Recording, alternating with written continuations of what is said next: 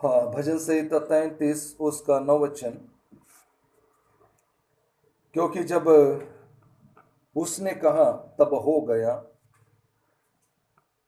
जब उसने आज्ञा दी तब वास्तव में वैसा ही हो गया। यहाँ पर भजन संहिता लिखने वाला कहता है, जब परमेश्वर ने कहा तब हो गया, जब उसने आज्ञा दी तब वास्तव में वैसा ही हो गया। परमेश्वर जो कहता है वो होता है, क्योंकि सारी सृष्टि परमेश्वर अपने सामर्थ के वचन के द्वारा संभालता है।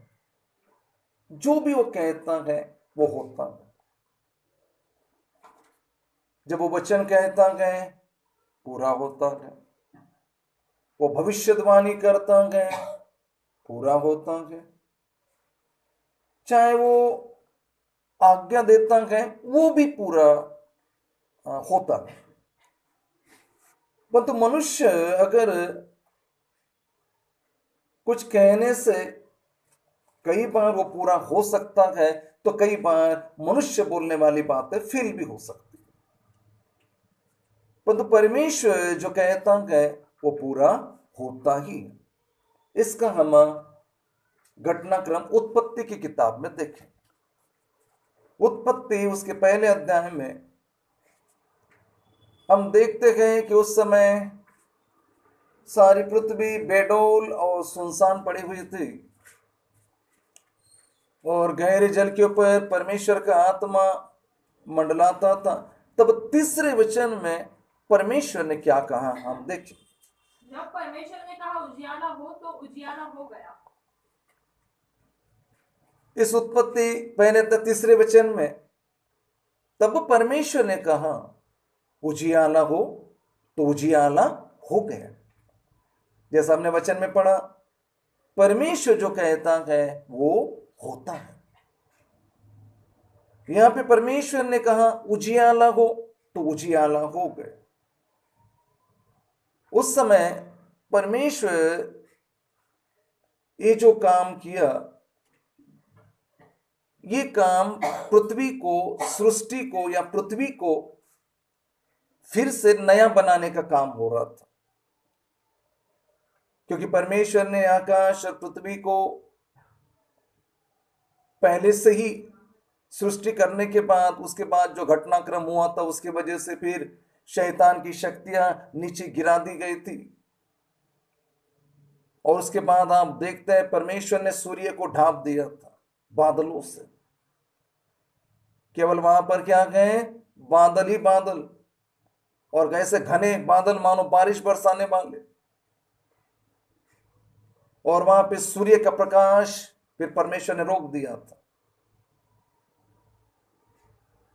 यह घटनाक्रम न जाने कितने सालों तक रहा होगा। उसके बाद परमेश्वर ने अपनी योजना के तहत फिर से पृथ्वी को रिक्रिएट करने का या नए सिरे से उसको बनाने का, पृथ्वी ऑलरेडी बनी हुई है, उसको नयापन देना है, वो काम करना आरंभ किया। और उस समय पृथ्वी पर केवल चारों ओर अंधियारा ही है, क्योंकि सूर्य का प्रकाश, सूर्य तब भी उग रहा है, तो सूर्य का प्रकाश उस तक पहुंच नहीं पा रहा। और तब परमेश्वर कहता है उजियाला हो, तब उजियाला हो गए। आत्मिक तौर पर देखने से यह उजियाला प्रभु यीशु मसीहा को दर्शाता है। यूहन्ना 8 अध्याय 12 वचन। यीशु ने फिर लोगों से कहा, जगत की ज्योति मैं हूँ।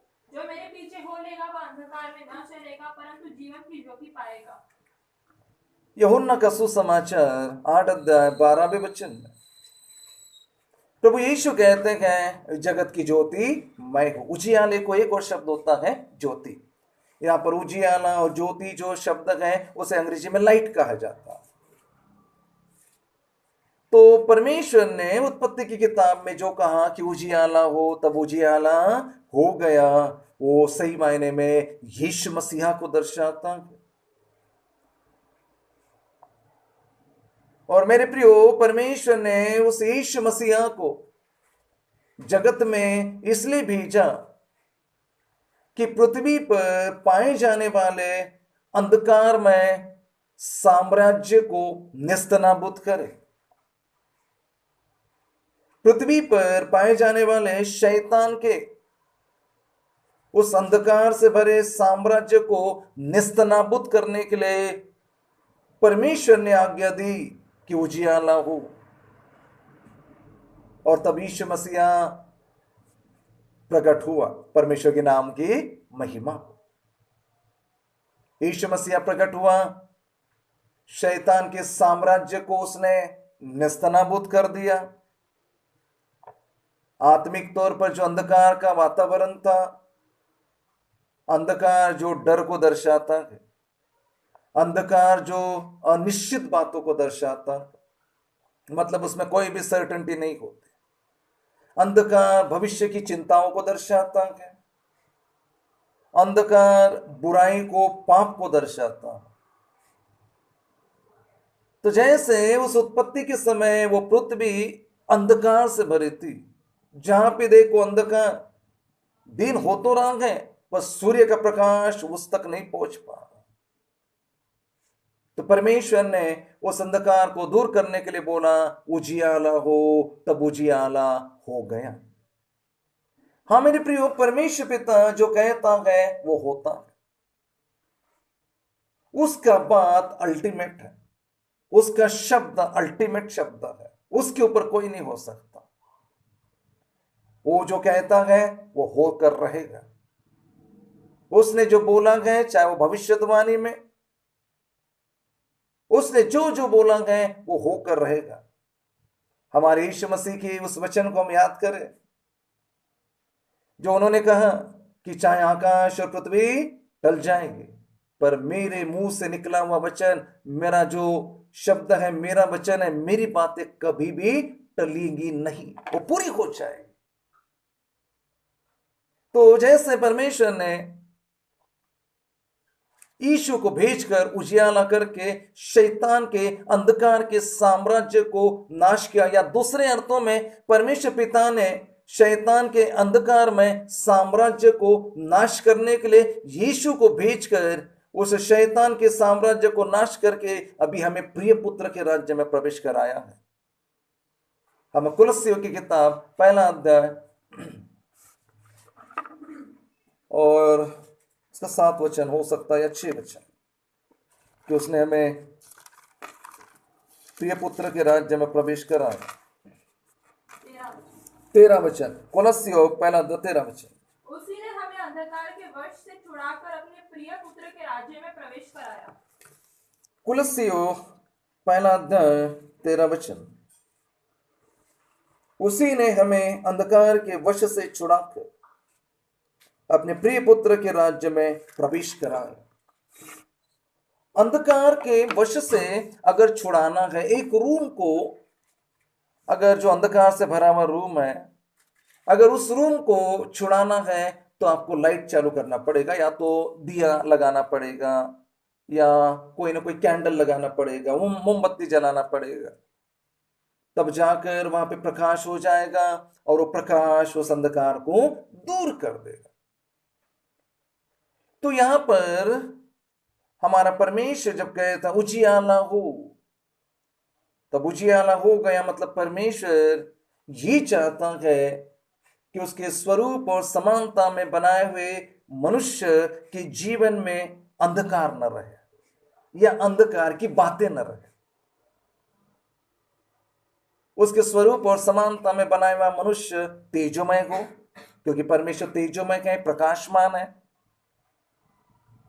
लेकिन हम देखते गए जो आदम और हव्वा परमेश्वर के स्वरूप और समानता में बनाए गए थे, मतलब तेजोमय अवस्था में थे, महिमा के वस्त्र से घिरे हुए थे, लेकिन पाप उनकी जिंदगी में प्रवेश कर दिया और बाद में हम देखते वो अंधकार की गिरफ्त में आ गए।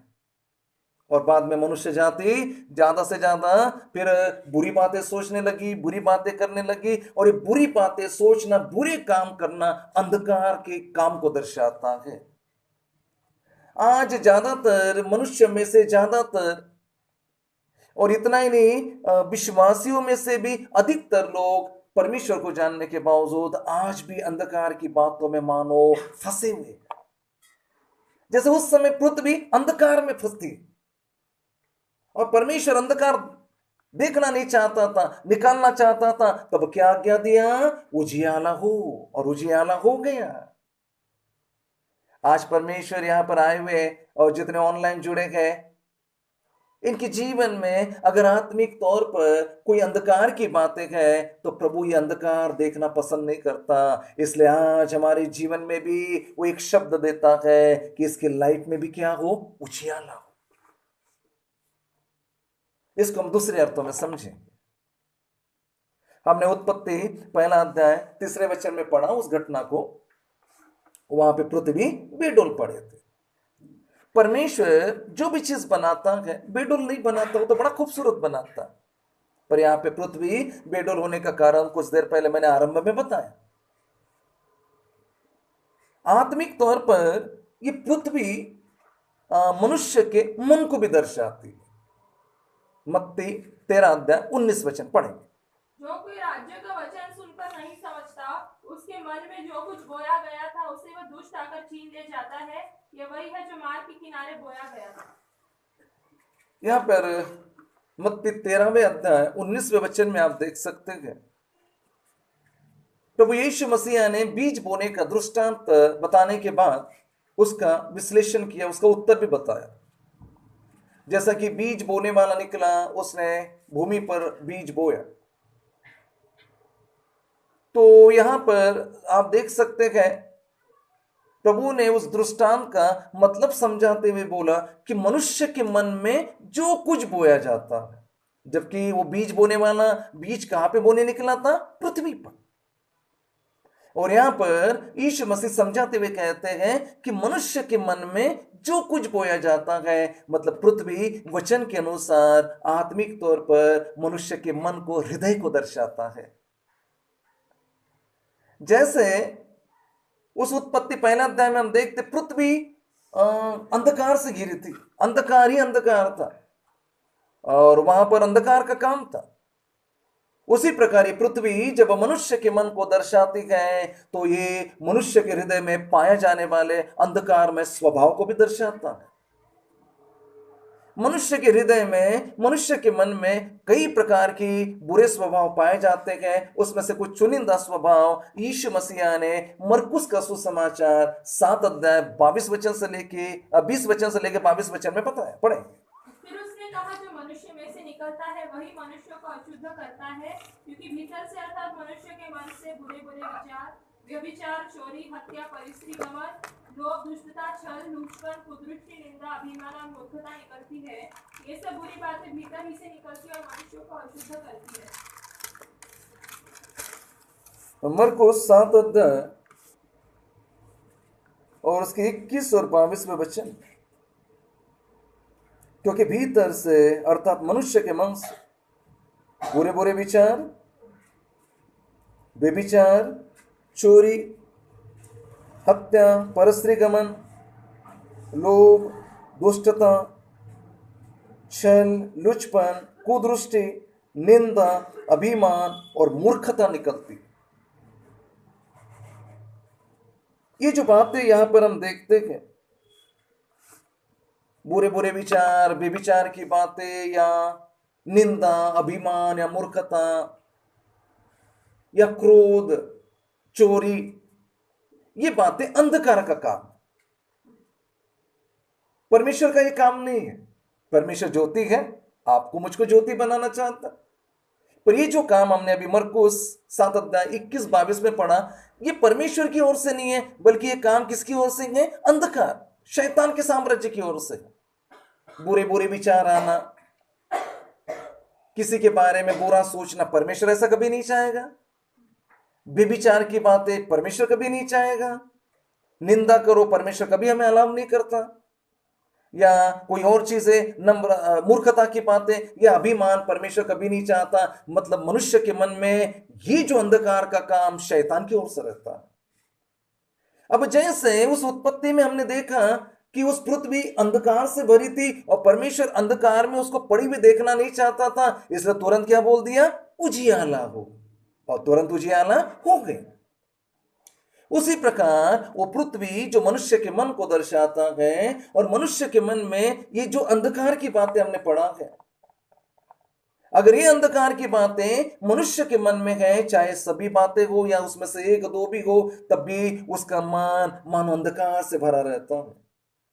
और इसलिए परमेश्वर जैसे उस अक्षरिक पृथ्वी के ऊपर के अंधकार को नहीं चाहता है, वहां पे उजियाला लाना चाहता है, उसी प्रकार मनुष्य के हृदय में वो कोई भी अंधकार का स्वभाव देखना पसंद नहीं करता। इसलिए जैसे उस पृथ्वी में अंधकार था और उस अंधकार को दूर करने के लिए परमेश्वर ने बोला उजियाला हो, उसी प्रकार मनुष्य के हृदय में पाए जाने वाले यह अंधकार रूपी स्वभाव को नाश करने के लिए अभी परमेश्वर कहता है आज इस मनुष्य के हृदय में भी क्या हो, उजियाला हो। जब परमेश्वर कहता है उस समय हुआ कि नहीं हुआ, आपने पढ़ा ना, तब परमेश्वर ने कहा उजियाला हो, तो उजियाला हो गया। तो उसी प्रकार मनुष्य के हृदय में पाए जाने वाले इस अंधकार के स्वभाव को दूर करने के लिए परमेश्वर कहता है इस मनुष्य के मन में भी, इस मनुष्य के जीवन में भी उजियाला हो। तो जैसा उस समय तुरंत हो गया, वैसा मनुष्य के मन में भी होना चाहिए और होता है। हालेलुया। ये कैसे होता है? जब मसीह की ज्योति किसी के ऊपर चमकती है तब होता। दूसरा कुरिन्थियों 4:4 पढ़।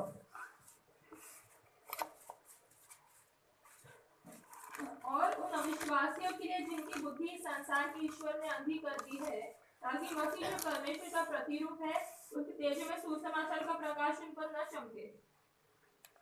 दूसरा कुरिन्थियों 4:4 वहां पे लिखा है मसीह जो परमेश्वर का प्रतिरूप है उसके तेजों में सुसमाचार का प्रकाश जब किसी के ऊपर चमकता है तब आप देख सकते हैं उस व्यक्ति का जीवन का अंधकार जाता है। इसलिए अगर किसी विश्वासी या सेवक या अन्य जाति मनुष्य के मन में पाए जाने वाले अंधकार में स्वभाव को नाश करना है, उसमें मसीह की ज्योति चमकना है, तो वो सुसमाचार के द्वारा होती है, उसके वचन के द्वारा होती है। इसलिए यद्यपि कई लोग कलीसिया में आए हैं, आते हैं, ऑनलाइन जुड़ते हैं, तो परमेश्वर का मकसद ये है कि हमारे हृदय में पाए जाने वाला ये अंधकार के स्वभाव के साथ हम नहीं जीना चाहिए, बल्कि उसे त्याग देना है, छोड़ देना है। और यह तब संभव है जब मसीह के तेजों में सुसमाचार का प्रकाश जब किसी के ऊपर पड़ता है, वो हृदय से जब ग्रहण करता है, तब जाकर आप देख सकते हैं उसके अंदर, उसके हृदय में ज्योति चमकेगी और वो तेजों में हो जाएगा, प्रकाशमान हो जाएगा। इसलिए वचन हमें सुनना है, वचन की बातों को ध्यान से सुनना है, तब जाकर उस व्यक्ति का जीवन तेजों में बन सकता है। इसको और भी अच्छे से अपन समझेंगे। दूसरा पत्रस में हम आएंगे, पहला अध्याय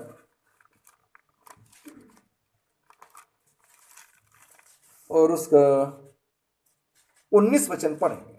हमारे पास जो भविष्यद्वक्ताओं का वचन है वह इस घटना से दृढ़ ठहरा।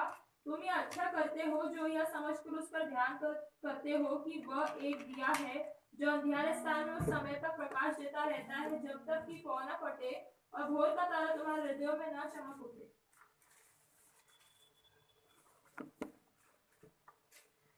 दूसरा पत्रस पहला अध्याय 19 वचन।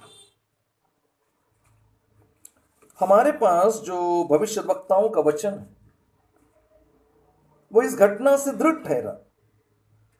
तुम्हें अच्छा करते हो जो ये समझकर उस पर ध्यान करते हो, मतलब यीशु के ऊपर ध्यान करते हो, परमेश्वर के वाणियों पर ध्यान करते हो, जो ये समझकर उस पर ध्यान करते हो कि वह एक दिया है जो अंधियारे स्थान में उस समय तक प्रकाश देता रहता है जब तक कि पौ न फटे और भोर का तारा तुम्हारे हृदय में न चमक उठे।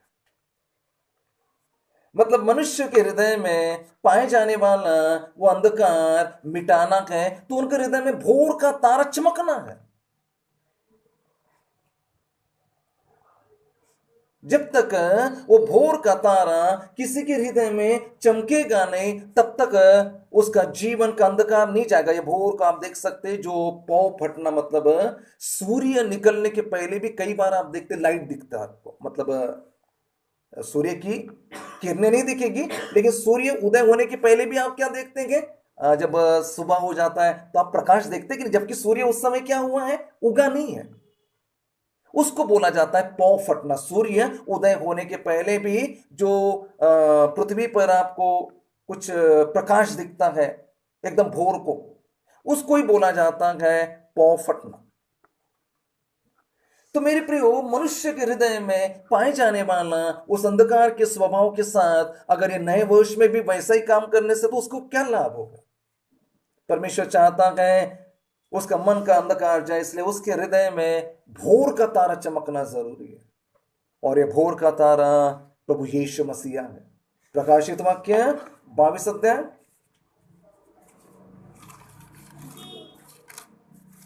और उसका 16 वचन पढ़े। मुझ यीशु ने अपने स्वर्गदूत को इसलिए भेजा कि तुम्हारे आगे कलीसियाओं के विषय में इन बातों की गवाही दे।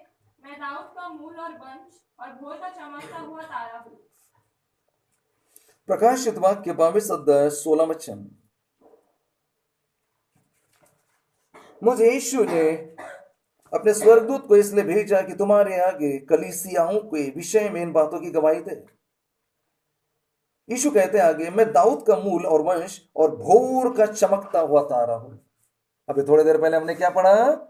पौ फटते ही किसी के हृदय में क्या चमकना जरूरी है? भोर का तारा। और वो भोर का तारा कौन है? यीशु मसीह। हाँ, ये अलग मामला है। ईशाया में जो इब्लिस के बारे में, शैतान के बारे में लिखा गया, तेज भोर के चमकने वाले तारे, वो एक अलग विषय है। लेकिन सही मायने में भोर का तारा कौन है? यीशु मसीह। तो ये यीशु मसीह एक मनुष्य के हृदय में चमकना जरूरी है, और वो उसके हृदय में तब चमक सकता है जब वो यीशु मसीह को हृदय के साथ ग्रहण करे। इसको मैं समझाने का प्रयास करता हूं। अगर आप मेरे तरफ देखेंगे, ये लाइट लगा है, मैंने ऑन कर दिया, बरोबर है? अब ऑन कर दिया है, अंधकार बिल्कुल भी नहीं दिखाई दिया, लेकिन अभी मैं उसको ग्रहण नहीं करना चाहता। मान के चलते मैंने एक ब्लैक पेपर ले लिया, मोटा ब्लैक पेपर ले लिया, या कोई मोटा ब्लैक खड्डा ले लिया, और वो लाइट चालू है, मैं उसके सामने रख रहा हूं। अगर मैं उसके सामने मैं जानबूझ के रख रहा हूं, मैं वो लाइट नहीं चाहता, जानबूझ के रख रहा हूं, तो क्या वो लाइट मुझ तक पहुंचेगा? नहीं पहुंच सकेगा, क्योंकि मैंने क्या कर दिया जानबूझ के? वो प्रकाश चाहता ही नहीं। मैंने रख दिया काला सा बड़ा मोटा कंबल, रख दीजिए या कोई रख दीजिए। अगर मैं उस कंबल को हटा देता हूं, वो ब्लैक चीज को हटा देता हूं, तो प्रकाश मेरे तक आएगा, मेरे जीवन में आएगा।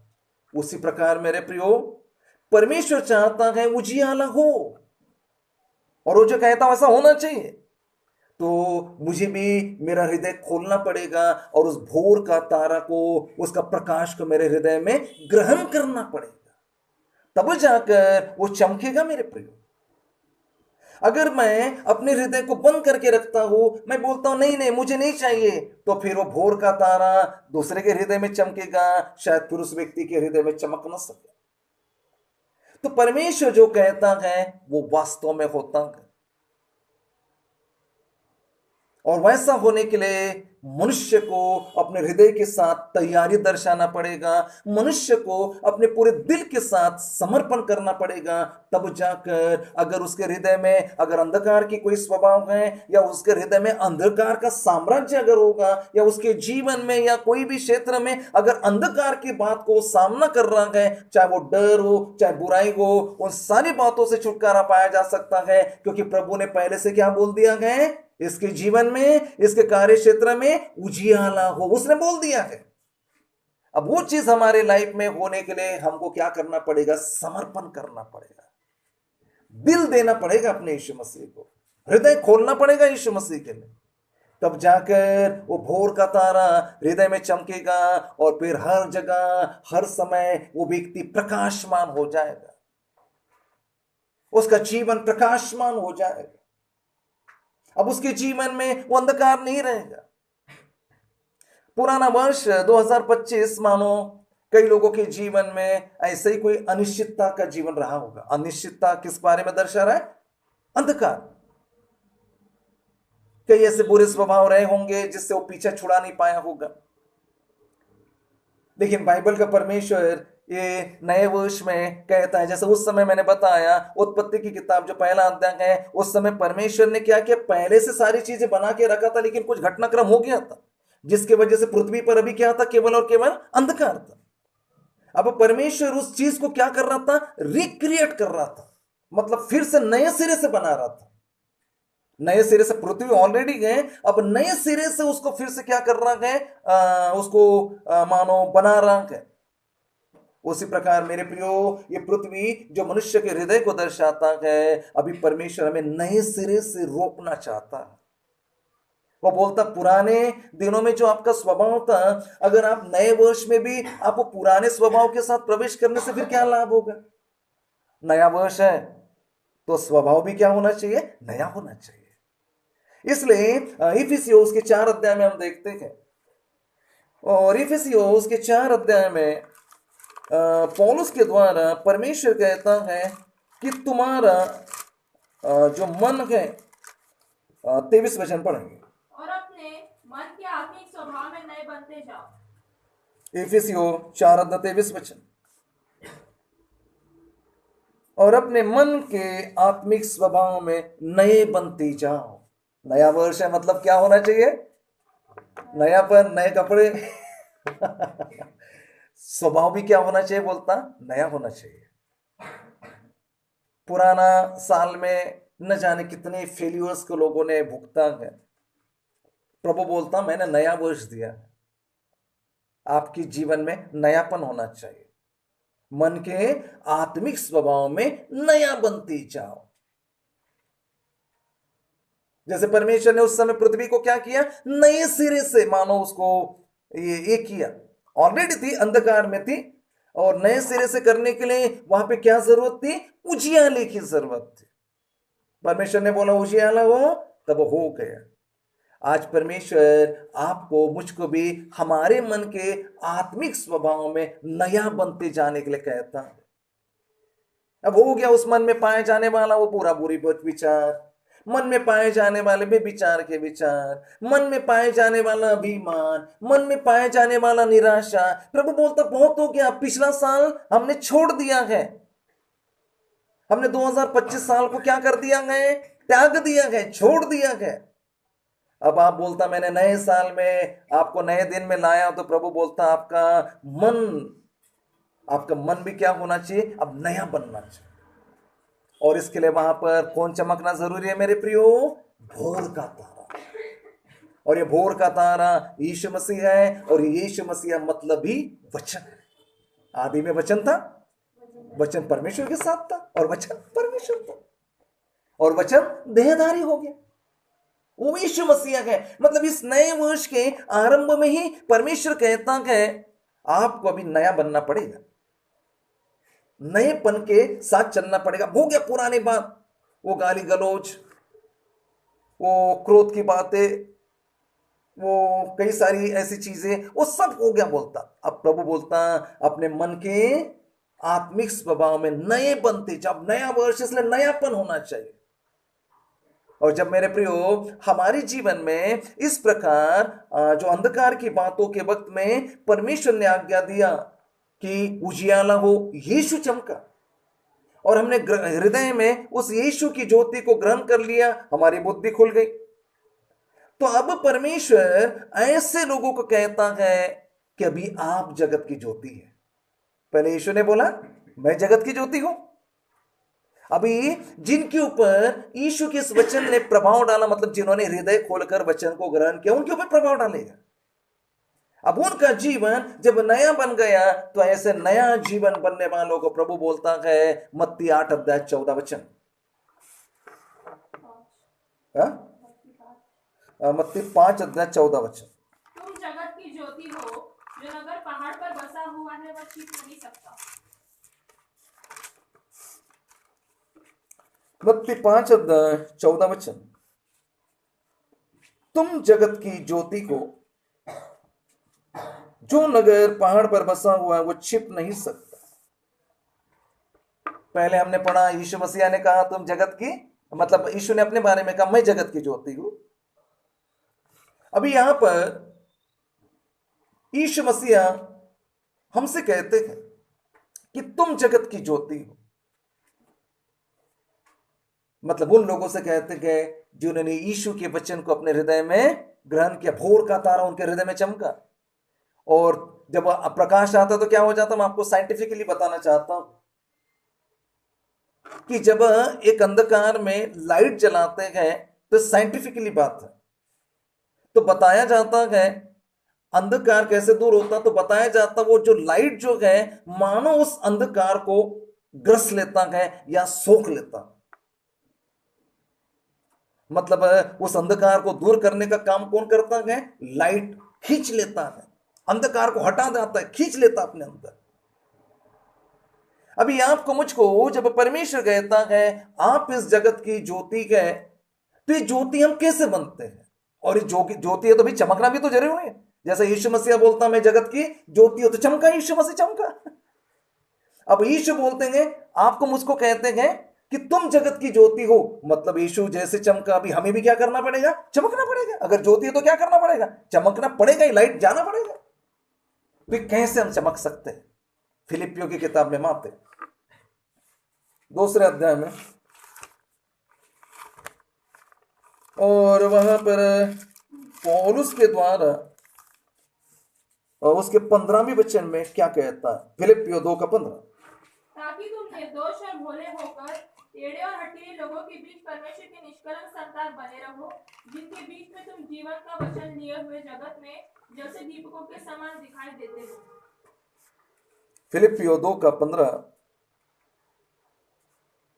और यहां पर है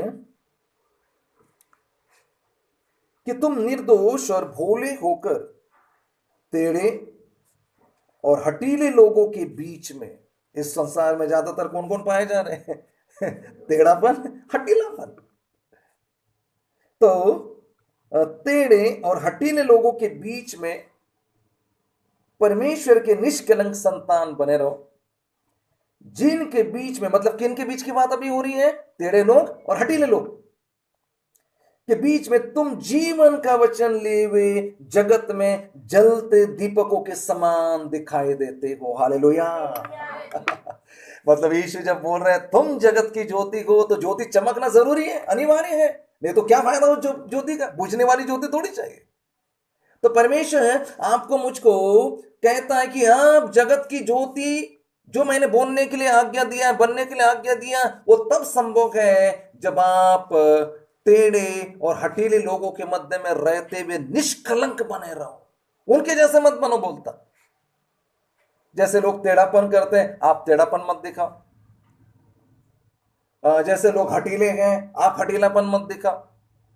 आप उनके मन में, आप उनके मध्य में भोले और निष्कलंक बने रहो, और आपको परमेश्वर का जीवित वचन जो है वो लिए हुए, इस जीवित वचन को लिए हुए उनके मध्य में जाना गए। और उनके मध्य में जब आप जीवित वचन लिए अपने स्वभाव में, कौन से स्वभाव की बात हो रही है? मन के आत्मिक स्वभाव में नए बनते जाओ। और यहां पर 3 स्वभाव लिखे गए जिसमें अपन को क्या करना है? नयापन लाना है।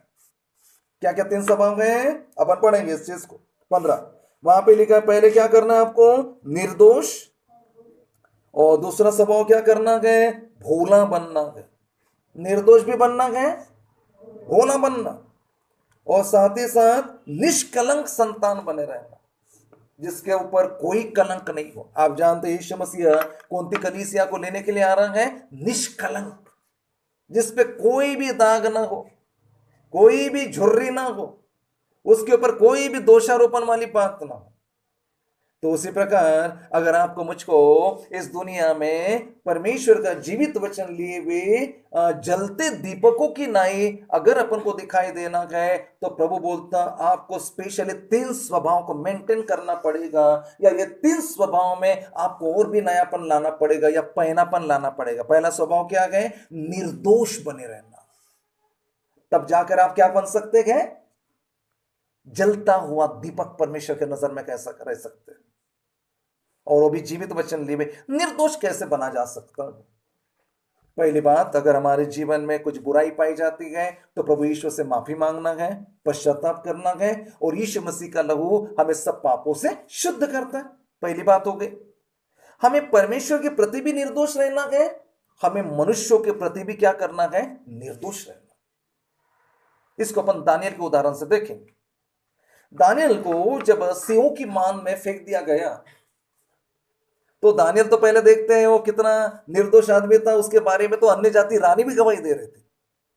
लेकिन उसकी निर्दोषता जब जांची गई और उसको सिंहों की मान में फेंक दिया गया तो दारा राजा सुबह सुबह जाता है और शोक भरी वाणी से चिल्लाता है कि हे दानियल, हे जीवित परमेश्वर के दास, क्या तेरा परमेश्वर जिसकी तू आराधना करता था वो तुझको बचा सका है क्या?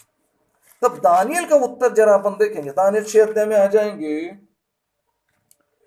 और उसका 21 वचन पढ़ेंगे, 22 वचन। दानियल 6 का 22। मेरे परमेश्वर ने अपना दूत भेजकर सिंहों के मुंह को ऐसा बंद कर रखा कि उन्होंने मेरी कुछ भी हानि नहीं की। इसका कारण यह है कि मैं उसके सामने निर्दोष पाया गया, और हे राजा, तेरे सम्मुख में मैंने कोई भूल नहीं की। अब यहां पर देख रहे, दानियल सिंहों की मान में डाला गया था। और कभी कभी आपने देखा होगा, कोई कोई क्लिप्स तो जरूर देखा होगा, सिंह, चीता, बाघ अगर वो भूखे है, क्योंकि इसको दानियल को खाए पिए सिंहों के सामने तो नहीं डाला गया होगा, भूखे सिंहों के सामने डाला गया। और आजकल आप देख रहे हैं ये सिंहों को कोई खाना नहीं मिल रहा तो कई शहर के तरफ भी आ रहे हैं और मनुष्यों के ऊपर हमला कर कर उनको मार के खा जाते हैं।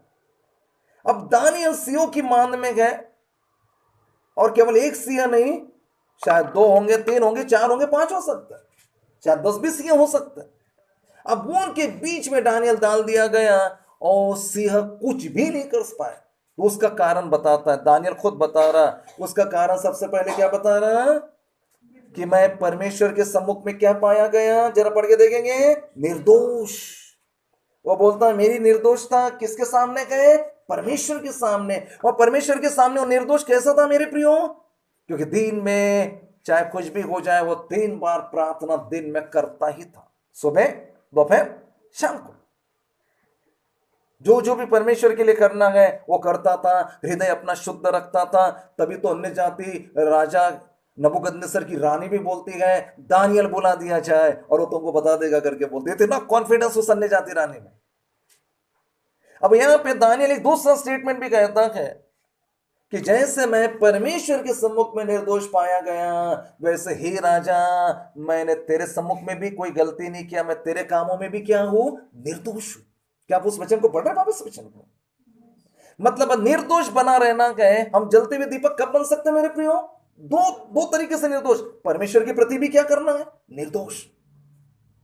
मनुष्य के साथ भी हमारी क्या होना चाहिए? निर्दोष। मतलब परमेश्वर के प्रति निर्दोष कैसा है? परमेश्वर जो भी काम हमको देता है, मतलब चाहे नौकरी को, चाहे हम खेती करने वाली बातें हो, चाहे व्यवसाय करते हो, चाहे परमेश्वर ने हमें सेवा दी हो, परमेश्वर ने जो जो काम हमें दिया है वो काम वफादारी से करते जाएंगे, तब परमेश्वर के नजर में क्या ठहरेंगे? निर्दोष। मतलब उसमें कोई दोष नहीं। परंतु परमेश्वर ने आपको काम दिया है, सेवा दिया है। विश्वासी को हो सकता प्रार्थना की सेवा दिया होगा, सेवकों को सुसमाचार सुनाने की बात, कलीसिया एस्टैब्लिश करने की बात है, उधर जाने की बात है। तो परमेश्वर ने जो जो बातें सेवक को सेवा के रूप में दिया है, जब तक वो सेवक और सेविका वो चीज करते जाएंगे, मतलब वो परमेश्वर के नजर में क्या ठहरते हैं? निर्दोष। और ऐसा निर्दोष ठहरने वाला व्यक्ति जीवित वचन लिए हुए टेढ़े और हटीले लोगों के बीच में जलते दीपकों के नाए खड़ा दिखता है। लेकिन जो परमेश्वर ने उसे कई सारी चीजें दी हैं, पर वो नहीं करता, इसका मतलब फिर आप देख सकते वो परमेश्वर के नजर में निर्दोष नहीं ठहरता। और वो पृथ्वी पर रहने के बावजूद, उसके घर में कितनी सारी लाइट्स रहने के बावजूद भी, अगर परमेश्वर ने उसे दिए हुए कामों को अगर वो नहीं करता है, नहीं करना चाहता है, तब आप देखते वो जलते दीपों को किनारे खड़ा नहीं दिखाई दे सकता। ये हो गई पहली बात। दूसरी बात, जैसे परमेश्वर के सम्मुख में निर्दोष दिखाई देना है, वैसे मनुष्यों के सामने भी हमको क्या करना है? निर्दोष। यहां पे दानियल ने क्या बोला? यहां पे बोलता है वो दानियल बोलता है उसका ये कारण है कि मैं उसके सामने निर्दोष पाया गया, मतलब परमेश्वर के सामने निर्दोष पाया गया। और हे राजा, तेरे सम्मुख भी मैंने कोई भूल नहीं की। उस समय दानियल किसका काम करता था? राजा का। और दानियल एक टॉप अथॉरिटी था। उस समय उस दारा राजा ने 120 अधिपति नियुक्त किए थे, गवर्नर्स। और उन 120 गवर्नर्स के ऊपर 3 मुख्य लोग थे, और उन 3 मुख्य लोगों में सबसे पावरफुल कौन था? दानियल। मतलब बाकी लोग किसको लेखा देना था? 120 गवर्नर्स को। 120 गवर्नर किसको रिपोर्ट देंगे? 3 अध्यक्षों को। और वो तीनों के तीनों अध्यक्षों में टॉप कौन है? दानियल। दानियल सबसे नंबर 1 था। मतलब दानियल के ऊपर इतनी सारी जिम्मेदारी है, उसके नीचे रहने वाले लोगों के प्रति भी निर्दोष बने रहना, और ऊपर जो राजा को लेखा जोखा देना है उसके पीछे भी उसके लिए भी निर्दोष बने रहना है। एक बहुत बड़ी जिम्मेदारी के साथ दानियल ने जिंदगी बिताया। इसलिए आप देखते परमेश्वर का भय मानते हुए जिंदगी बिताया। इसलिए आप देखते सिंह उसका कुछ बिगाड़ नहीं सके। आज इस टेढ़े और हटीले लोगों के मध्य में आज शैतान सिंह की नाई परमेश्वर के लोगों के विरोध में लगातार गर्जन मारने की कोशिश करता है। और इसलिए परमेश्वर का वचन भी कहता है कि तुम्हारा विरोधी शैतान गरजने वाले सिंह के समान इस खोज में रहता है कि किसको फाड़ खाए। अब वहां पे तो दानियल सिंहों के मतलब मध्य में, और सिंहों के मुंह क्या है? खोले हुए, सिंह भूखे भी है, लेकिन दानियल को वो चबा नहीं सके, दानियल को खा नहीं सके, क्योंकि उन सिंहों के मुंह को परमेश्वर के दूत ने जाकर पूरा का पूरा बांध डाला। और इसलिए बांध दिया क्योंकि दानियल के इसमें कौन सा कैरेक्टर पाया जाता था? निर्दोष था। किसके प्रति? परमेश्वर के प्रति भी निर्दोष होना चाहिए। और जिसके अधीनता में आप रहते हैं, दानियल किसके अधीनता में है? राजा। दानियल के अधीनता में कई लोग हैं, और दानियल किसके अधीनता में? राजा के अधीनता में। तो परमेश्वर के प्रति भी निर्दोष होना चाहिए, और जिसकी अधीनता में आपको रखा गया है आपको उसके प्रति भी क्या करना है? निर्दोष होना चाहिए। दानियल पर वो रिपोर्ट्स देता था। आज कई सेवक और सेविका रिपोर्ट्स देने के लिए आनाकानी करते गए। मेरे प्रियो, भला हो कि परमेश्वर इस चीज को लिखे में न ले, मुझे अन्यथा न ले, मुझे सिखाने दीजिए जो बात मैं सिखाना चाहता हूं। आज कई सेवक सेविकाओं को रिपोर्ट देने में मानो बिल्कुल भी पसंद नहीं होता होगा, क्योंकि समय लग जाता है। लेकिन आपको बताना चाहता हूं, ये आपके लिए हानि का कारण हो सकता है, क्योंकि दानियल अगर अथॉरिटी में है, किसी के अधीनता में, तो उसको रिपोर्ट देना ही है। आज जितने यहां पर जुड़े हुए हैं, विशेष तौर पे परमेश्वर ने जिन जिन को मेरे अधीनता में रखा है, आपको कहना चाहता हूं, अगर आपको एक जलते दीपकों की नाई इस जगत में टेढ़े और हठीले लोगों के मध्य में अगर जलते दीपकों की नाई चमकना है, तो आपको रेगुलर रिपोर्ट्स देना चाहिए। तब जाकर आप परमेश्वर के प्रति भी क्या दिखेंगे? निर्दोष। और मेरे अधीनता में रहने से मेरे प्रति भी आप क्या दिखेंगे? निर्दोष।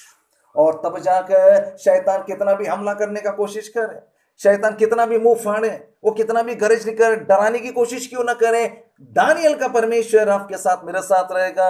जैसे दानियल के परमेश्वर ने उस शैतान के मुंह को, सिंह के मुंह को क्या कर दिया? बांध के रख दिया। उसी प्रकार अगर आप परमेश्वर के प्रति और मेरे प्रति अगर निर्दोष रहते या दूसरे मनुष्यों के प्रति निर्दोष रहते गए, तब आप देख सकते हैं शैतान कितने भी गरजने की कोशिश करेगा, वो आपको अपना मुंह अपने पास, आपके पास ला ही नहीं सकता, क्योंकि दूत उसका मुंह क्या कर देता है?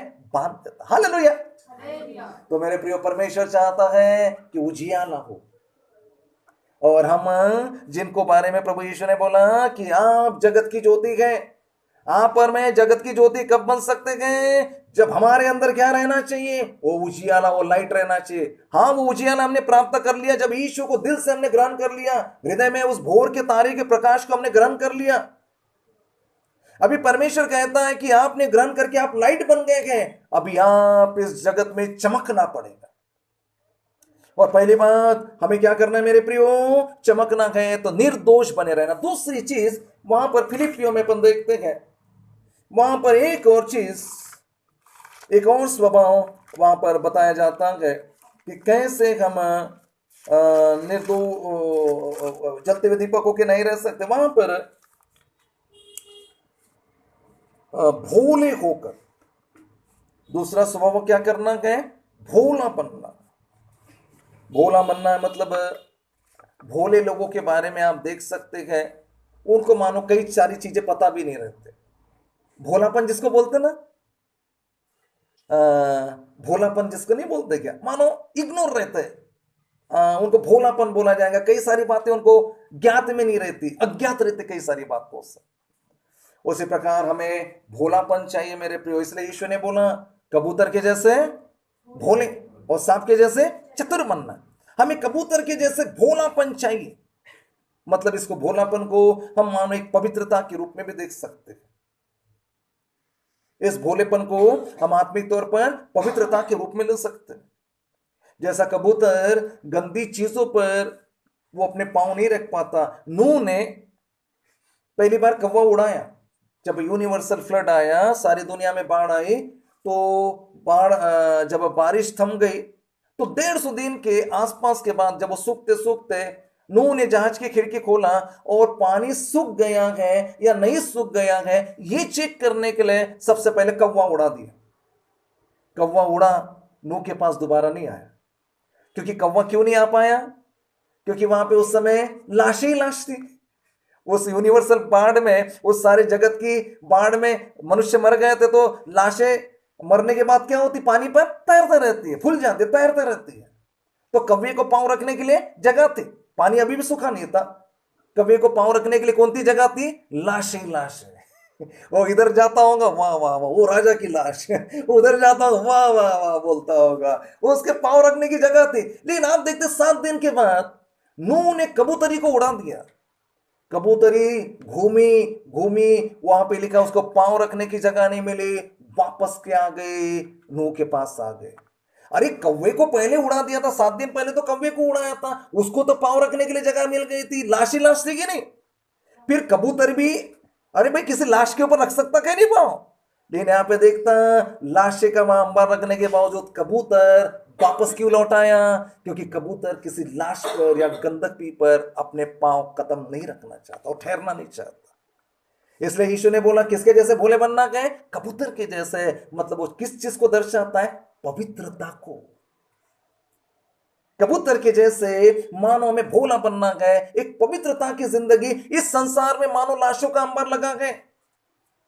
आपको कई डिस्को डांस के क्लब मिल जाएंगे, आपको कई बार मिल जाएंगे, आपको स्कूल कम मिलेगी, आपको नगर नगर में या गांव गांव में आपको वो शराब के ठेके ज्यादा मिल जाएंगे, स्कूल शायद उतनी कम हो जाएगी। आज इस शहर में स्कूल का तादाद कम होगी, लेकिन ज्यादातर किसकी तादाद आपको मिलेगी? बार, नशा के केंद्र या डिस्को के वो पार्टीज वाली चीजें या लॉन मिल जाएंगे। परमेश्वर बोलता है आपको भोले बनना है, मतलब कहां पे कदम नहीं रखना है मेरे प्रियो? उस गलत जगह में, जैसे कबूतर नहीं रख पाया। तो टेढ़े और हटीले लोगों के मध्य में रहना जरूर है, लेकिन हमको उन गलत जगहों में नहीं जाना है। अपने आप को भोला मतलब पवित्र बनाए रखना है, परमेश्वर के नाम की महिमा। तब जाकर हम जलते दीपकों के समान इस जगत में चमक सकते। तीसरी बात वहां पर वो बोलता है आपको निष्कलंक बनना है। फिलिपियो 4 में अपन पढ़ रहे हैं ना, दूसरे अध्याय में। तीसरा स्वभाव आपको क्या करना है? निष्कलंक, परमेश्वर की निष्कलंक संतान बने रहना। निष्कलंक मतलब जिसके ऊपर कोई भी कलंक लगा नहीं हो, कोई दाग ना। इसको अगर कलंक का बोलने से, इसको आसान भाषा में समझाने से दाग।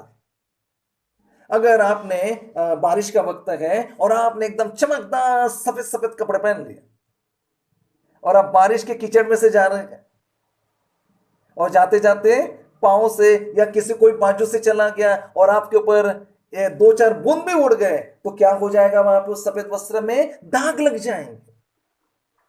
परमेश्वर कहता है इस दुनिया में ऐसी कई चीजें होती है, आपको निष्कलंक संतान बने रहना है, मतलब आपके ऊपर दाग लगना नहीं है, आपके स्वभाव में दाग नहीं लगना है। कई बार कई लोगों के स्वभाव में कैसे दागा जाता है, उनका हृदय ही दागदार बन जाता है। पढ़ेंगे अपन तीमुथियुस की किताब में, और ऐसे मनुष्यों का हृदय मानो दागा गया है, लोहे से दागा गया है। पहला तीमुथी 4 अध्याय पहला और दूसरा वचन। परंतु आत्मा स्पष्टता से कहता है कि आने वाले समयों में कितने लोग भरमाने वाली आत्मा और दुष्ट आत्माओं की शिक्षाओं पर मन लगाकर विश्वास से बहक जाएंगे। यह उन झूठे मनुष्यों के कपट के कारण होगा जिनका विवेक मानो जलते हुए लोहे से दागा गया है। अब यहाँ पे दिखा, जलते हुए लोहे से अगर किसी के शरीर में ऐसा दाग दिया गया, आप देख सकते हो उस व्यक्ति के शरीर का वो दाग मिटना नामुमकिन है। अगर कोई जलता हुआ छाप जो है किसी के शरीर में क्या कर दिया गया, दाग दिया गया, आप देख सकते हैं जब तक वो मरता नहीं, उसकी बॉडी नाश नहीं होती, वो दाग मिटाना नामुमकिन है। निष्कलंक बनना मतलब आपका मेरा हृदय जलते हुए लोहे से दागा जाना नहीं। मतलब हमारा हृदय जब विवेक गवाही देता है तूने गड़बड़ का काम कर दिया है, पश्चाताप कर ले, तो अपन को उसी समय पश्चाताप कर लेना चाहिए। अगर विवेक बार बार हमारा बोलता, हमारा कॉन्शियस बार बार हमको चेतावनी देता है और फिर भी वो व्यक्ति नहीं करता है, कठोर होते जाता है, तब उस व्यक्ति का हृदय कैसा बन जाएगा? मानो लोहे, जलते हुए लोहे से मानो उसके हृदय को क्या कर दिया गया, दाग दिया गया। अब उसके हृदय पे क्या है? कलंक ही कलंक है, दागदार बन गया। अब वो कलंक नहीं मिटाया जा सकता। उसी प्रकार परमेश्वर के लोगों के साथ भी ऐसा होता है। परमेश्वर उनके विवेक में बार बार बातें बोलता है, बेटा ये ठीक नहीं है, बेटी ये ठीक नहीं है, अपने स्वभाव को बदल डालो। लेकिन वो व्यक्ति उस विवेक की बात को, उस अपने कॉन्शियस की बात को नहीं मानता और हठीलापन करते जाता है। एक व्यक्ति का विवेक या उसका हृदय कैसे दागदार बन सकता है या दागा जा सकता है? जब वो हठीला बन जाएगा। जैसा कि उस समय पुराने समय में फिरौन क्या बन गया था? हठीला बन गया था। परमेश्वर उसको बोल रहा मेरे लोगों को जाने दो, पर वो क्या बन गया? हठीला। और आप देख सकते हो उसका अंत बाद में उस लाल समुद्र के अंत में ही हो गया। आपको मुझको हठीले लोगों के मध्य में रहना जरूर है, पर आपको मुझको हठीला स्वभाव नहीं चाहिए। कौन सा स्वभाव चाहिए? निष्कलंक, परमेश्वर की निष्कलंक संतान। मतलब आपके ऊपर, मेरे ऊपर कोई दाग लगना नहीं चाहिए। पर यहां पर आप देखते हैं, इस वचन में हम पढ़ते हैं कि उन झूठे मनुष्यों के कपट के कारण होगा जिनका विवेक मानो जलते हुए लोहे से दागा गया। विवेक हमारे मन, हमारे शरीर में अंदर जो विवेक रहता है, जिसको कॉन्शियस बोला जाता है, वो हमें बताते रहता है ये ठीक नहीं है या ये ठीक है। और कई बार विवेक बताने के बावजूद भी जब मनुष्य नहीं मानते तो उनका विवेक क्या है? लोहे के, उस जलते हुए लोहे से मानो दाग दिया गया। इसलिए मेरे प्रिय, हम ऐसा नहीं करना। आज कई लोग इन्हीं भरमाने वाले लोगों की शिक्षा में फंस जाते हैं और बाद में वो जलते हुए दीपकों के नाए खड़े नहीं रह पाते। हे मेरे प्रियो, ये नया वर्ष है, परमेश्वर बोलता मैं सब कुछ नया कर देता हूं। परमेश्वर कहता है मैं आपको ज्योति बनाना चाहता हूं और आप ज्योति के संतान बनकर जलते हुए दीपकों की नाई चमकना, जीवित वचन लिए चमकना। लेकिन अगर हम बार बार विवेक की बात नहीं मानते और अपन अपनी मन मर्जी करते रहते हैं, तो फिर वो विवेक फिर निष्कलंक नहीं रह पाएगा और फिर वो लोहे से दागी हुई अवस्था में आ जाएगा। परमेश्वर के नाम की महिमा। अब एक ज्योति चमकना जरूरी है। जैसे इसको समझने के लिए पृथ्वी भर में मानो एक जगह पे पूरा का पूरा अंधकार ही अंधकार है। अब मेरे पास टॉर्च है, जीवित वचन मतलब कौन हो गया? यीशु मसीह, वो लाइट है, वो मेरे पास है, मेरे पास टॉर्च है, मतलब जीवित वचन है मेरे पास। और मेरे मेरे सामने एक बड़ा ग्राउंड है, तकरीबन कई किलोमीटर दूर पे सपाट ग्राउंड है, 1 किलोमीटर 2 किलोमीटर समझ लीजिए, या 5 किलोमीटर लंबा ऐसा ग्राउंड है या जगह है। अब मेरे पास जो लाइट है, अब वो मेरे पास है, मैं उसको लाइट को चालू कर दिया, मैं ऐसा ऐसा कर रहा हूं, है ना, अपन अंधकार में देखते ना ऐसा। तो मेरे पास, मैं यहां पे खड़ा हूं और सामने पूरा कई किलोमीटर तक अंधकार है, तो मैंने टॉर्च लिया और मैं ऐसा ऐसा कर रहा हूं, तो ये टॉर्च का लाइट कितने लिमिट तक जा सकता है? हो सकता कोई 50 मीटर तक जाएगा, मतलब पावरफुल टॉर्च रहने से कोई 50 मीटर जाएगा, ज्यादा से ज्यादा 100 मीटर तक जाएगा, एक समझाने के लिए लिहाज से। लेकिन मैं यहीं पे खड़ा हूं, टॉर्च मेरे पास में, मतलब जीवित वचन मेरे पास में है, मैं उसको लेकर केवल एक ही जगह पे खड़े होकर मैं इधर उधर घुमा रहा हूं, तो उस टॉर्च, वो लाइट, वो यीशु मसीह मैं केवल कहां तक फैला सकता हूं? एक लिमिटेड एरिया तक। लेकिन सामने जो अंधकार है, उस अंधकार में वही जीवित वचन लेके जाना है, वही ज्योति चमकाना है, तो मुझे इस स्थान में खड़े रहकर ही नहीं होगा, बल्कि इस स्थान से मुझे क्या करना पड़ेगा? जाना पड़ेगा आगे। जब तक मैं आगे नहीं जाऊंगा, फिर आगे का अंधकार मिटेगा क्या? नहीं मिट सकता। और इसलिए बाइबल का परमेश्वर कहता है, आप केवल एक नगर की ज्योति नहीं हो। जरा पढ़ेंगे फिर से, मत्ती 5:14। प्रभु ने आपको क्या बोला? केवल एक कॉलोनी या एक नगर की ज्योति है क्या? पढ़ेंगे। तुम जगत की ज्योति। हाँ, यीशु मसीह क्या बोल रहे हैं आपको, मुझको? जगत। आप एक बस्ती या एक गांव या एक कॉलोनी की ज्योति नहीं है कि आपको वहीं पे रहना है। परमेश्वर बोलता आप जगत की ज्योति है, मतलब परमेश्वर बोलता है आपको सारे जगत में जाकर मेरा वचन वहां पर फैलाना है। हालेलुया। परमेश्वर बोलता सारी दुनिया में जाकर जाओ, इसलिए तो यीशु मसीह ने बोला जाओ सारे जगत में जाकर सुसमाचार प्रचार करो। क्योंकि अपन ने देखा इस संसार के ईश्वर शैतान ने अविश्वासियों की बुद्धि को बांध के रख दिया है, ताकि मसीह का तेजों में सुसमाचार का प्रकाश उनके ऊपर न चमके। मतलब उनके ऊपर वो तेजों में सुसमाचार चमकेगा, तब जाकर उनके बंधन टूटेंगे। और परमेश्वर ने इस नए वर्ष में आपको मुझको नया वर्ष क्या दिया गया? क्यों दिया? आज आपने एक वाणी सुना होगा, मुझे नहीं पता कितना आप ध्यान से सुनते या नहीं सुनते।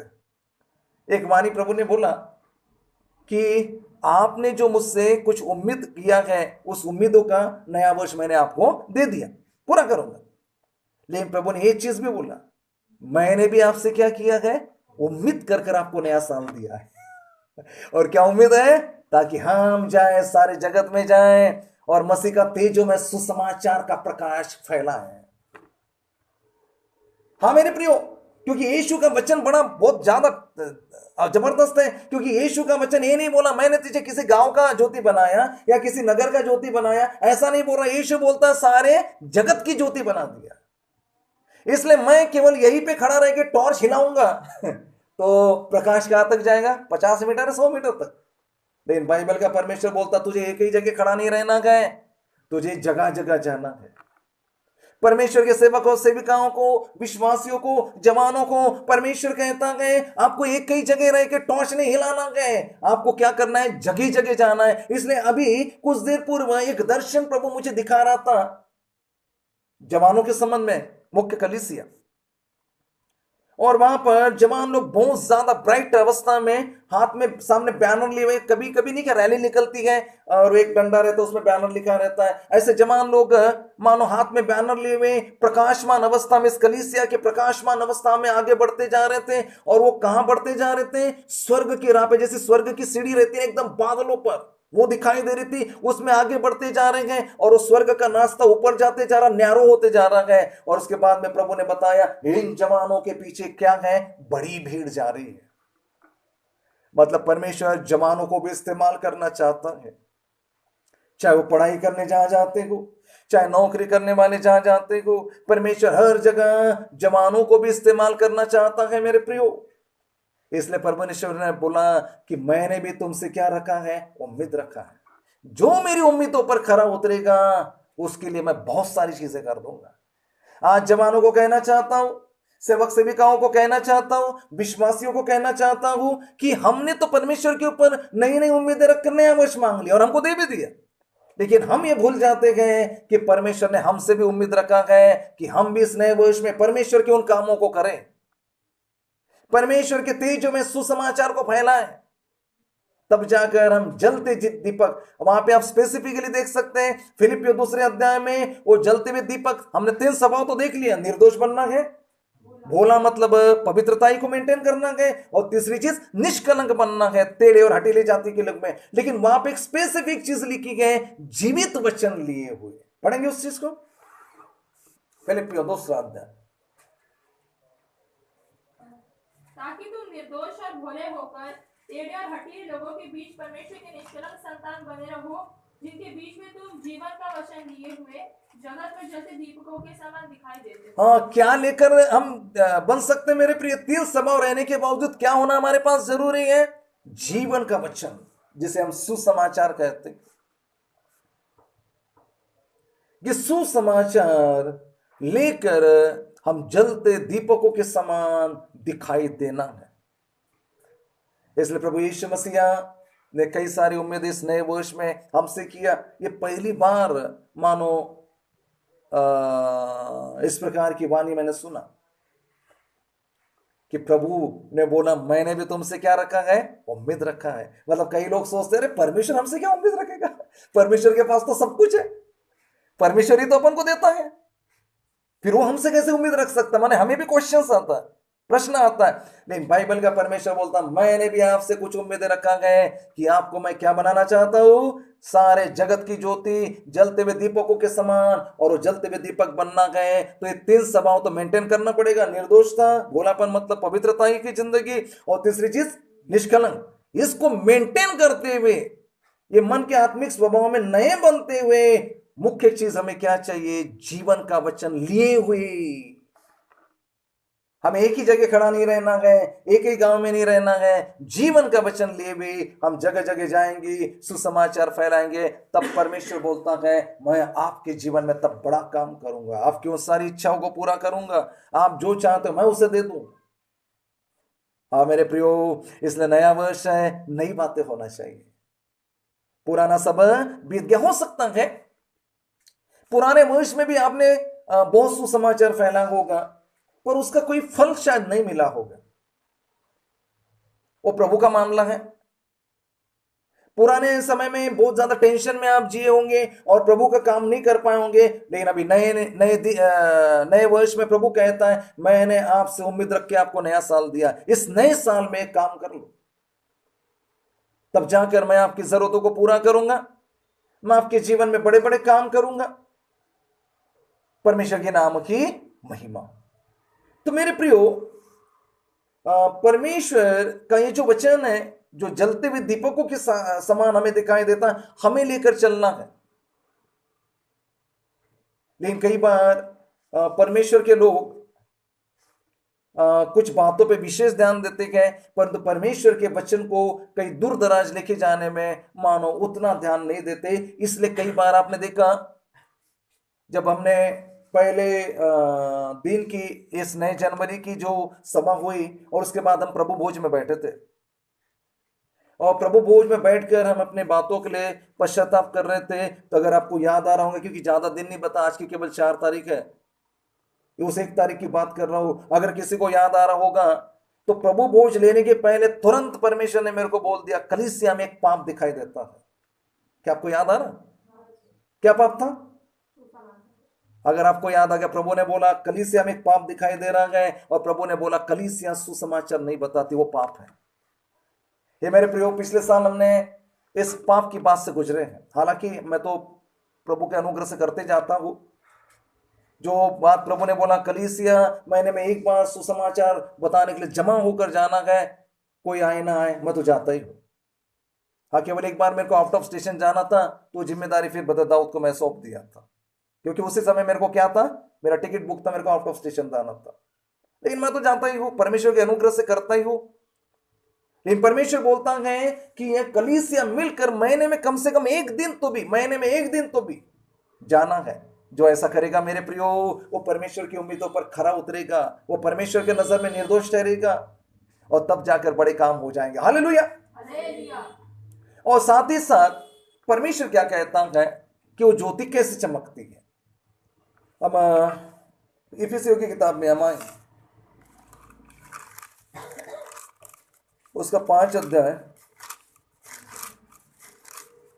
उसका 14 वचन पढ़ेंगे। इस कारण वह कहता है, हे सोने वाले जाग और मुर्दों में से जी उठ, तो मसीह की ज्योति तुझ पर चमकेगी।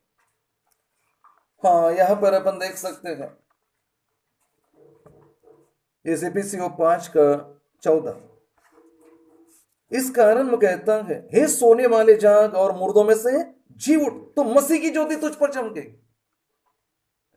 परमेश्वर ने कहा उजियाला हो, मतलब चमकना है। एक व्यक्ति, और ये जो घटना लिखा है पौलुस ने अन्य जातियों को नहीं लिखा, किसको लिखा है? इफिसियों की कलीसिया को। मतलब इफिसियों की कलीसिया में वो दर्दनाक मंजर था कि ज्यादा नींद का आगोश और साथ ही साथ आत्मिक तौर पर मरी हुई दशा। क्योंकि पौलुस किसको लिख रहा है? मरे हुए लोगों को लिए थोड़ी लिख रहा कि मुर्दों में से जाग वो किसको लिख रहा है? जिंदा लोगों को। लेकिन जिंदा होते हुए भी वो परमेश्वर के नजर में कैसे थे? मरे हुए अवस्था में थे। एक व्यक्ति वो कलीसिया का सेवक हो सकता है, विश्वासी हो सकता है, जिंदा जरूर है, लेकिन परमेश्वर के नजर में मरी हुई दशा में कैसे पहुंच जाता है? प्रकाशित वाक्य में हम चेक कर लेंगे 3 अध्याय और उसका 1 वचन और 2 वचन।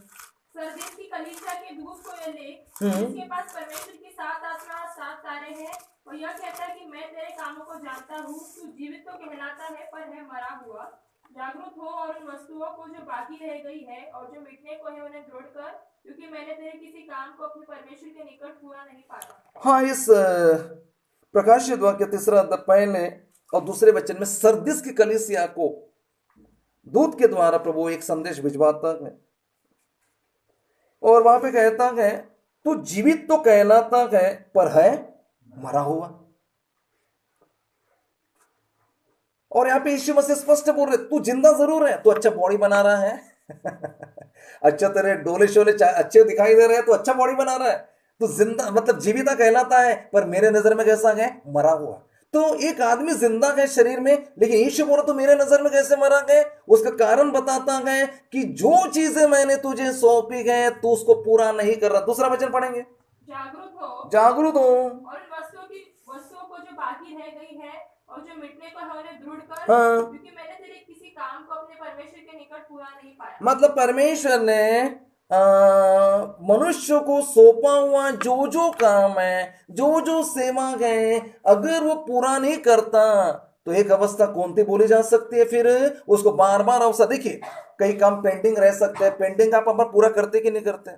ऑफिस में कई काम पेंडिंग रहते हैं, कई फाइलें पेंडिंग में रहती है, तो वो समय निकालता है, समय दे देकर, थोड़ा ज्यादा वक्त देकर वो काम को क्या करता है? पेंडिंग काम को पूरा किया जाता है। तो परमेश्वर भी अपने बच्चों को, सेवकों को काम देता है, जो सेवा देता है उसको पूरा करना भी जरूरी है। ऐसा नहीं कि प्रभु ने सेवा दे दिया, कुछ दिन किए और हट गए। नहीं नहीं नहीं नहीं, इसको मामूली नहीं समझना है। आपको परमेश्वर ने जो सेवा का एक पद दिया है, आपको अभिषेक दिया है और सेवा दी गए, तो प्रभु बोलता उन कामों को जो मैंने तेरे करने के लिए तैयार किए थे वो तूने पूरा करना है। अगर तू उसे पूरा नहीं कर पा रहा है या तू उसको बार बार विलंब कर रहा है, तुझे इतना अवसर देने के बावजूद तू उन विलंब करते जा रहा है, तो फिर कौन सी अवस्था में वो व्यक्ति या वो सेवक आ सकता है? जिंदा जरूर है, लेकिन परमेश्वर के नजर में फिर क्या हो सकता है? मरी हुई दशा हो सकती है। इसलिए बाइबल का परमेश्वर कहता है, हे सोने वाले और मुर्दों में से जी उठ, तो मसीह की ज्योति तुझ पर चमकेगी। जहां पर ज्योति आती वहां पर खुशी आती है, जहां पे अंधकार है वहां निराशा है, जहां पे अंधकार है वो मानो पाप की जगह है, जहां पे अंधकार है मानो वहां पे अनिश्चित बात है, कोई भी निश्चित नहीं है, अंधकार की बात है। अगर आपके जीवन में कई सारे बंधन है, तंगी गए, दुख है, मानो एक अंधकार की बात है। लेकिन प्रभु बोलता मैं इस अंधकार में मसीह की ज्योति चमकाना चाहता हूं। और ये मसीह की ज्योति कब चमकेगी, या ये मसीह की ज्योति जब चमकेगी, इसको समझाने के लिए ये लाइट आ गया, तो लाइट आने से हमें क्या मिल रही है, खुशी मिल रही है, लाइट मिल रहा, प्रकाश मिल रहा। अगर आप सूर्य की रोशनी में सुबह आ जाते हैं तो आपकी उस सूर्य प्रकाश से क्या हो जाता है, हड्डियां मजबूत होती जाती है। मतलब आत्मिक तौर पर यीशु मसीह का प्रकाश हम पर चमकने से हमारे जीवन में आत्मिक खुशी भी आ रही, शरीर भी बलवंत होते जा रहा है, हम खुश होते जाते हैं, हमारे लिए रास्ते खुलते जाते हैं। पर प्रभु बोलता है ये आपके जीवन में खुशी आने वाली बात, मतलब प्रकाश आने वाली बात, आपके जीवन में उस प्रकाश के द्वारा चंगाई की बात, आपके जीवन में एक भविष्य के बारे में एक एकदम सर्टेनिटी लाने वाली बात जो है, और आपके जीवन में निराशा जाकर आशा लाने वाली बात है, आपके जीवन में सफलता लाने वाली बात है। मैं ये करना चाहता हूं, ये ज्योति चमकाना चाहता हूं, लेकिन इसके लिए आपको क्या करना पड़ेगा, नींद से जागना पड़ेगा और मुर्दों में से जी उठना पड़ेगा। और मुर्दों में से जी उठने के लिए प्रभु बोलता है जागरूक हो जा, और जो काम मैंने तुझे सौंपे गए उसे पूरा कर। जो जो जगह मैंने तुझे सेवा के लिए दी उधर उधर जा, जो काम मैंने तुझे सौंपा उधर जा, तब जाकर आप और मैं परमेश्वर के नजर में क्या कहलाए जाएंगे, जीवित वचन लिए हुए प्रकाशमान कहलाए जाएंगे। देखिए जगत की ज्योति बनना इतना मामूली भी नहीं समझना है। प्रभु जो बात बोलता भेद की बात बोलता है। उस ज्योति को बनना है तो आपके अंदर, मेरे अंदर क्या होना चाहिए मेरे प्रियो, वो काम करने का जज्बा रहना चाहिए। परमेश्वर ने दिया हुआ काम करने का जज्बा रहना चाहिए, उस काम को फिनिश करने का। यीशु मसीह को काम सौंपा था कि नहीं सौंपा था पिता ने? नींद आ रही क्या? अब मैं क्या बोलूं, अब लोगों की आंख पलक के जैसे झपकती है। इतना नए वर्ष का नया मैसेज मैं आपको दे रहा हूं, सेवक अगर नींद में चले जाते मैं क्या बोलूं, अब समझ के बाहर है। मेरे प्रियो, इसलिए बाइबल बोल रहा अगर मसीह की ज्योति चमकना है तो अभी नींद से जागिए, पल के मत झपकाइए। तो नींद से जागना और क्या करना है, परमेश्वर ने दिया हुआ उस सेवा को, स्थानों को पूरा करना है। यीशु मसीह को भी तो प्रभु ने भेजा था, सेवा करने के लिए भेजा था कि नहीं? इसलिए यीशु को क्या बोला जाता, परमेश्वर का सेवक। वो परमेश्वर का बेटा जरूर है, लेकिन उसको क्या बोला जाता है, परमेश्वर का सेवक। अब यीशु मसीह ने कलवरी क्रूस पर प्राण त्यागने के पूर्व क्या बोला, पूरा हुआ। बोला कि नहीं बोला?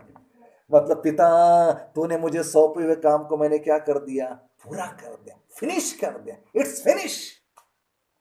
और तब जाकर यीशु मसीह को परमेश्वर ने क्या दिया, वो सर्वश्रेष्ठ नाम दिया कि चाहे स्वर्ग में हो, पृथ्वी पर हो और पृथ्वी के नीचे हो, हर एक घुटना पीके उसके साथ। आज परमेश्वर ने एक वाणी बोला, मैं तुमको तुम्हारी कीर्ति दूसरे लोगों में फैला दूंगा।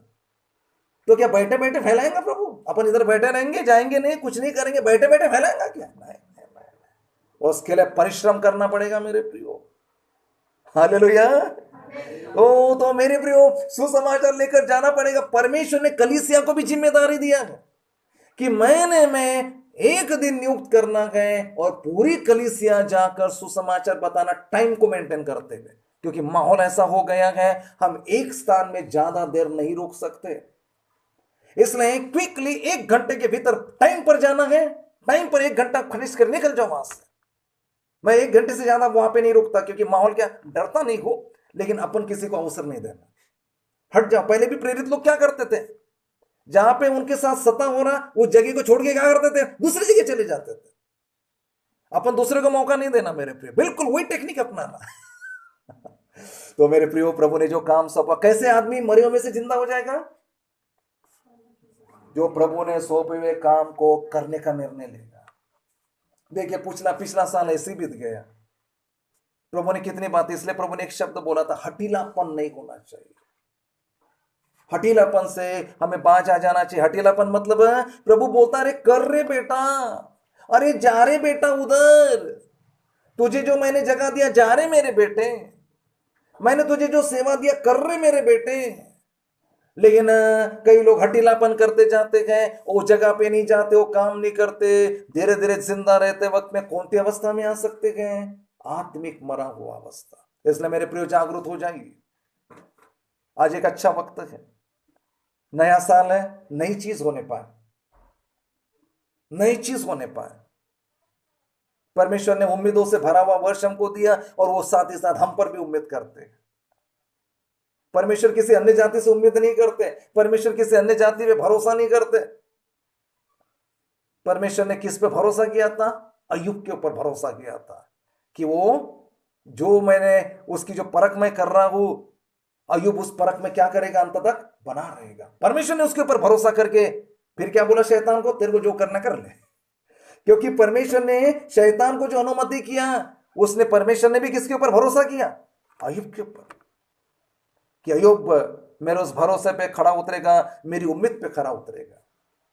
और अय्यूब बाद में थोड़ा बीच में गड़बड़ हो गया था उसके लाइफ में, लेकिन अंत में वो विश्वास योग्य बना रहा। मेरे प्रियो, आज का वक्त नया है, नया वर्ष है। जैसा परमेश्वर बोलता, जो वो कहता है वो होता है। हमने क्या पढ़ा? मुख्य विषय, जो उसने कहा वैसा हो गया। उसने कहा प्रकाश हो, प्रकाश हो गया। उसने कहा पौधे निकले, पौधे निकल रहे थे। उसने बोला फल देने वाले पेड़ उगे, वैसा ही हुआ। उसने बोला दिन में उजियाला देने के लिए एक बड़ी ज्योति होना चाहिए, वैसा ही हो गया। मेरे प्रियो, हमारा प्रभु जो बोलता है वैसा होता है। और आप और मैं प्रभु के स्वरूप और समानता में गए तो हम भी जैसा बोलेंगे वैसा हो जाएगा। लेकिन कब? यीशु मसीह जो बोलता था वैसा होता था कि नहीं होता था? तो यीशु मसीह कैसे जगत की ज्योति बन गया, वैसा किया। अब आपको मुझको बोलता है, आप भी मुझको, आपको भी क्या बनाना चाहता है? जगत की ज्योति।